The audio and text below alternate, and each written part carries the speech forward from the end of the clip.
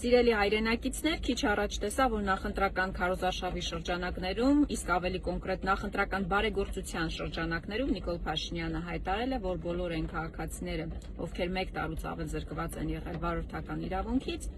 առանց քննություն հանձնելու կվերականգնեն իրենց վարորդական իրավունքները։ Ես իհարկե հասկանում եմ, որ սա մեծ ոգևորություն է առաջացրել, հատկապես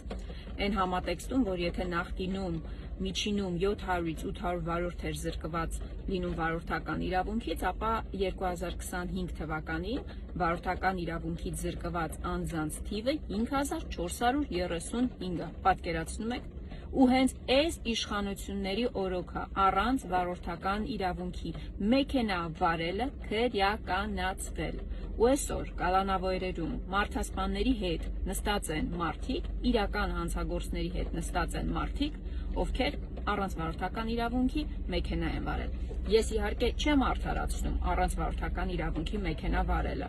բայց մարդիկ են նստած, ովքեր մահվան պատճառ չեն հանդիսացել, վթարի պատճառ չեն հանդիսացել, ովքեր վնաս չեն հասցրել, պարզապես տունը եւ ընտանիքը իրենց պահելու համար, իրենց ապրուստի միակ միջոցը, քանի որ օրինակ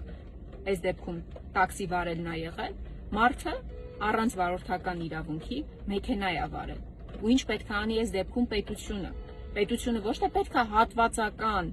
լուծումներ առաջարկի եւ մոտեցում ցուցաբերի։ Պետությունը պարտավոր է համալիր անդրադառնալ խնդիրներին։ Դրա համար ինչ ենք առաջարկում մենք։ Մենք առաջարկում ենք քրեական եւ վարչական համաներում։ Համաներումը մարդասիրական քայլ է, իսկ Հայաստանի Հանրապետությունում վերջին անգամ համաներում կիրառվել է 2018 թվականին։